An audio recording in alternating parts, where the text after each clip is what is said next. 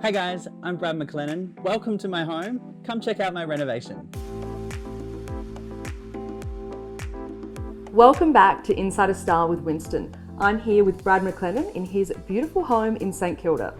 So what were the major considerations for you when choosing your window furnishings? For us, it was really important that we talked about practicality in the house, and each room is completely different. You know, a lot of people say that normally you need to have the same window furnishings throughout the house, but our decision was to make sure that it works for each room. And we realized after going into Wynstan, you don't need to have the same furnishings throughout a house. You can have things that are really based on how you're going to use them, and that's exactly what we've done with their help. For the study, we have wooden Venetians, and that's great because when you're working at the desk, it means you can easily lift them up and down, and you've got the privacy that you need, but it doesn't have to be a blockout. In the guest bedroom, we chose Vera shades, and the reason we chose them is because they're at the front of the house.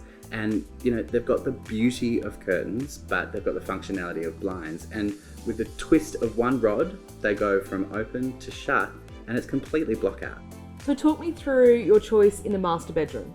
So we went with an automated roller blind. I think they look absolutely incredible, but also there's something that some people do forget, that at the top of the blind, you can actually put pelmets on there to hide the top of the blind when it's open.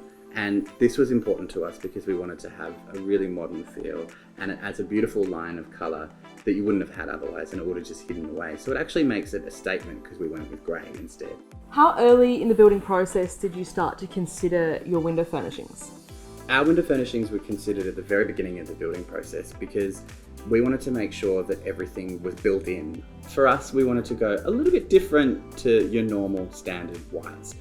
So we've actually gone with darker greys throughout and some bold stripes that match on the exterior in the awning and on the front of the canopy in the house.